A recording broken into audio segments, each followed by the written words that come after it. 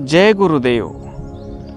ते अनुताप कुराड धरून षडविकारादी वृक्ष संहरण करुणी शेतीचे आरंभन पालव्याची दोन्ही आशा मनीषेची या. संत शिरोमणी शिवयोगी समाधी राजे मन्मथ माऊली आपल्या परमरहस्य या प्रासादिक ग्रंथातील 6व्या अध्यायात प्रकृती कायेला ज्ञान कायेत रूपांतरण करण्याची प्रक्रिया सांगतात. जसे एखाद्या पडीक जमिनीमध्ये अनेक वृक्ष वापलेले आहेत, काटेरी झुडपे वृक्ष वापलेले आहेत, आणि त्या जमिनीला जर पेरण्यायोग्य करायचे असेल तर तिथले झाडे तोडावी लागतील, कुऱ्हाडीने झाडे तोडावी लागतील. झाडे तोडल्यानंतर त्याच्या मुळ्या खंदून काढावे लागतील. मग पुन्हा नांगर हाणून कुळव हाणून पेरण्यायोग्य जमीन तयार करावी लागेल. तसं हा देह, या देहातली देहात्म भावना जी स्वतःच्या मूळ स्वरूपाला विसरलेली आहे आणि प्रकृतीचा स्वामी असूनही प्रकृतीच्या अधीन झाला जो जीव आणि मर्यादित झाला, परिणामी षड विकाराचे त्या पडीक जमिनीमध्ये जशी वृक्ष वाढले तशी ते काम, क्रोध, लोभ, मोह, दंभ, मत्सर षड विकाराचे वृक्ष या जमिनीत वाढले. मग या जमिनीला, या देहरूपी जमिनीला बीज मंत्र पेरण्यासाठी, तयार करण्यासाठी गुरु माऊली काय करतात हे या ओवीतून सांगितलेलं आहे. माऊली म्हणतात, अनुताप कुराड धरून, अनुतापाच्या कुराडीनं षडविकारादी वृक्ष तोडले पाहिजेत आणि आशा मनीषेच्या पालव्या छेदून काढल्या पाहिजेत. ही प्रकृती कायेची ज्ञान काया करण्याची प्रक्रिया आणखीन पुढच्या ओवेमध्ये ती येणार आहे. तूर्त आपण या ओवीपुरतं चिंतन करू. तर माऊली म्हणतात, अनुताप कुराड धरून. पश्चाताप आणि अनुताप या दोन गोष्टी आपण ऐकतो. सगळ्यात जास्त माहीत असलेली गोष्ट आपल्याला पश्चाताप आहे. एखादी चूक झाली, कोणाचे मन दुखावले किंवा एखाद्या कृतीमुळे पुढच्या माणसाचं नुकसान झाले की आपल्याला वाटतं मी उगाचच केलो, असं बोलायला नको होतं, माझ्या बोलण्यामुळं त्यांचं मन दुखावलं, असा पश्चाताप आपल्याला होतो.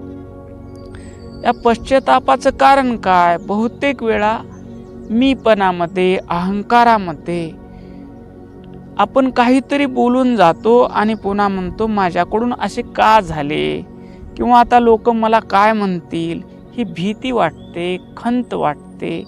हे पश्चातापामध्ये असते. आणि पश्चातापाचं स्वरूप कसं आहे? तात्पुरतं स्वरूप आहे. परिस्थिती निवळली, ज्यावेळेस पश्चाताप झाला त्यावेळेस माणूस म्हणतो असं पुन्हा बोलायचं नाही, पुन्हा कुणाचं मन दुखल असं बोलायचं नाही. आणि पुन्हा परिस्थिती निवळली की माणूस पुन्हा त्याच चुका करायला जातो आणि चुका करण्याची शक्यता असते. हा झाला पश्चाताप.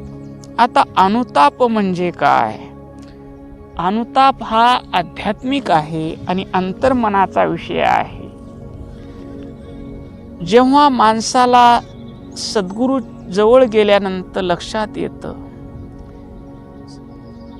सद्गुरूला हा शुद्ध अंतकरणाचा शिष्य विचारतो, अप्पा देव कुठं आहे?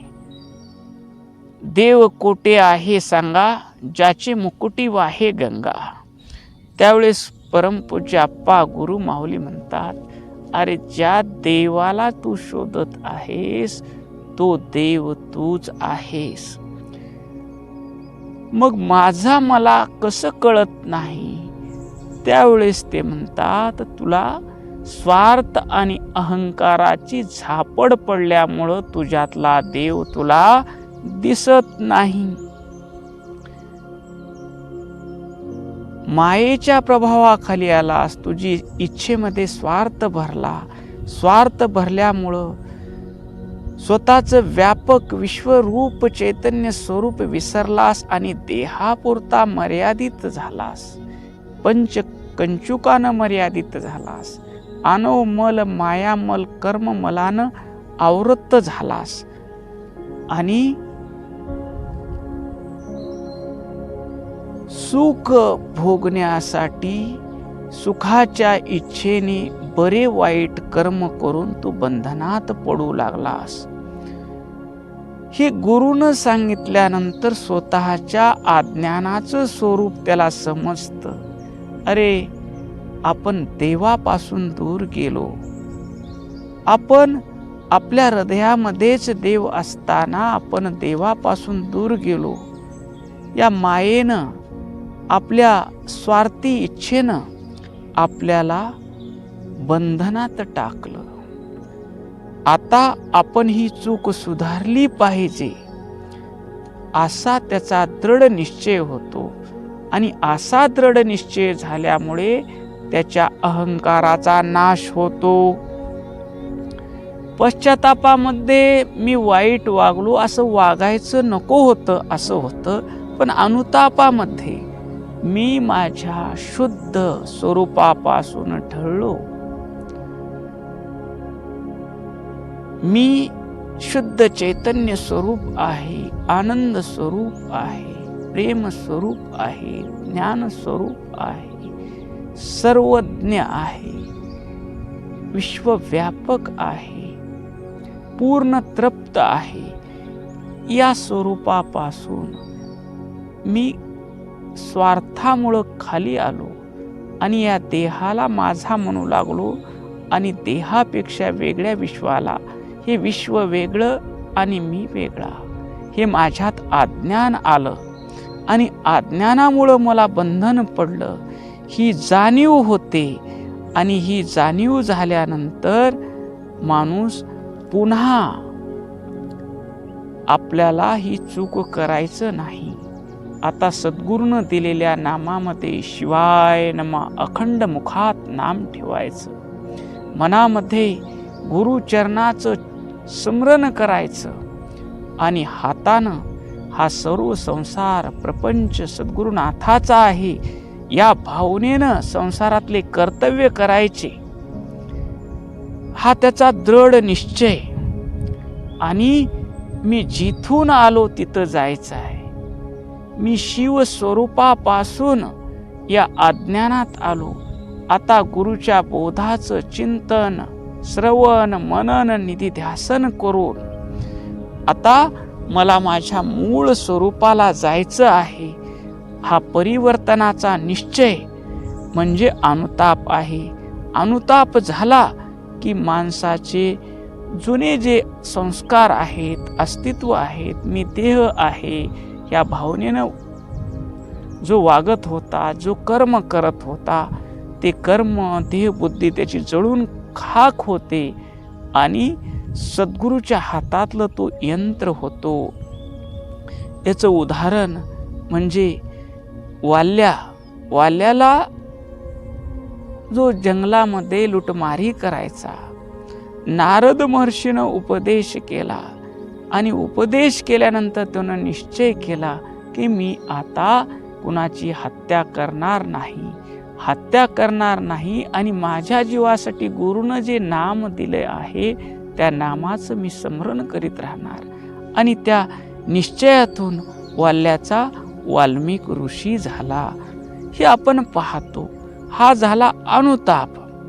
आता आपल्याला पश्चाताप आणि अनुतापामधला फरक समजलेला आहे. आता या ओवीकडे आपण वळू.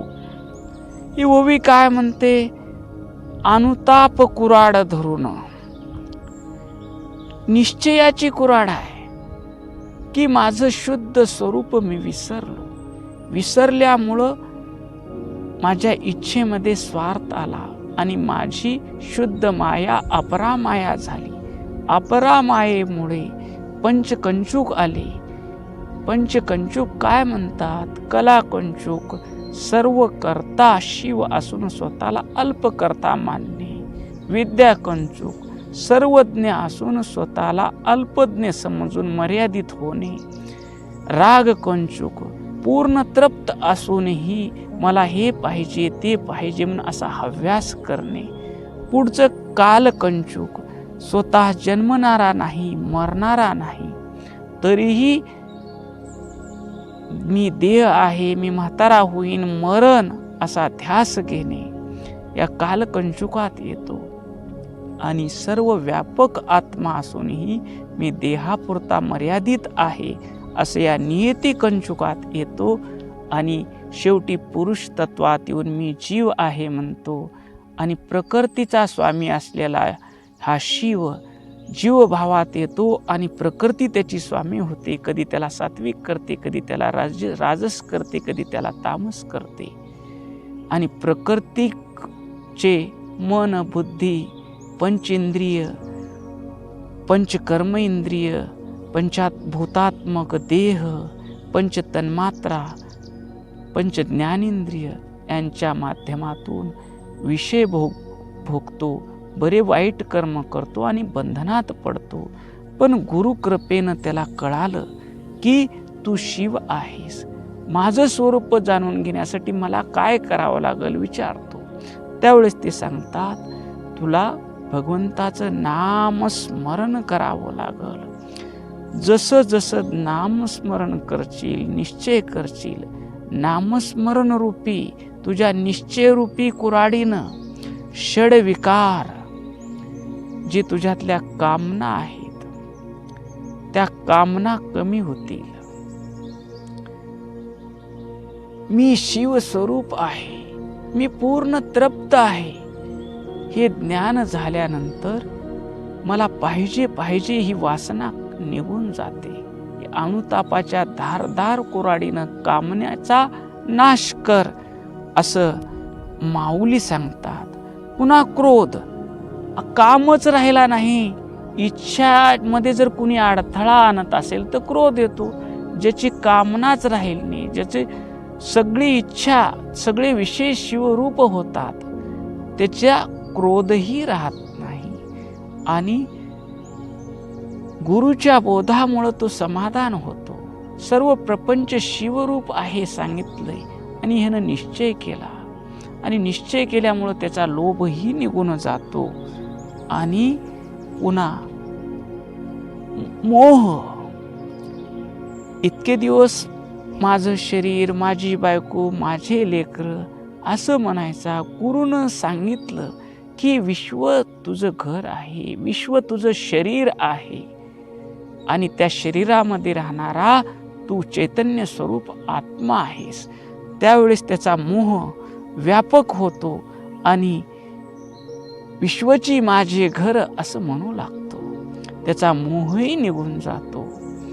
पुन्हा मद, मी सुंदर आहे, मी शक्तिमान आहे, मी गुणवान आहे, मी श्रीमंत आहे, हा जो माज असतो तो माज त्याचा राहत नाही. हे शरीर ईश्वराच्या भक्तीसाठी मला दिलेलं आहे. हे मुख मला ईश्वराचं नामस्मरण करण्यासाठी दिलेलं आहे, ईश्वराचा प्रसाद घेण्यासाठी दिलेला आहे. हे हात ईश्वराचं कार्य करण्यासाठी दिलेले आहेत. या गुरुच्या बोधामुळं त्याचा अनुतापरूपी निश्चय होतो आणि त्याचा मधही निघून जातो. आणि सर्वत्र जर मीच आहे तर तो मत्सर कुणाचा करणार. या निश्चयरूपी अनुतापरूपी धारदार कुऱ्हाडीने त्याला जाणीव झाली, माझ्या स्वरूपाला विसरल्यामुळं मी बंधनात पडलो, आता मला पुन्हा संसारात गुंतायचं नाही. संत म्हणतात परमार्थ हा नव्हे लेकुराच्या गोष्टी, येते व्हावा पोटी अनुताप, दगडावून जीव करावा कठीण अंतरीचा शीन सांडून या. काहीही झालं तर गुरुनं दिलेल्या उपदेशापासून मी ढळणार नाही, हा जो निश्चय आहे याला म्हणायचं अनुताप. आणि असा अनुताप झाल्यामुळं ह्या षडविकाराचं विकाररूपी वृक्षाचं संहरण म्हणजे तोडले जातात निश्चयाच्या कुऱ्हाडीनं.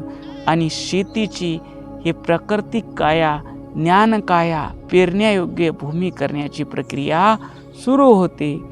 पालव्या छेदूनही आशा मनीषेची, झाडं तोडूनही पालव्या राहतात, तिथं अनंत आशा आहेत. हे मिळालं पाहिजे, ते मिळालं पाहिजे, अशा आशा आहेत, मनीषा आहेत, मनासारखं सर्व झालं पाहिजे. ह्या आशा मनीषेच्या पालव्या छेदून काढून ह्या अनुताप रूपी कुऱ्हाडीनं साधक गुरुच्या बोधावर चालण्याचा निश्चय करतो आणि आपल्या आध्यात्मिक प्रगतीमध्ये पुढं सरकतो, असं माऊली या ओवीतून सांगतात. पुढे जमिनीतले मुळे कशानं काढायचं हे पुढच्या ओवीमध्ये माऊली सांगतील. ओम शांती शांती शांती.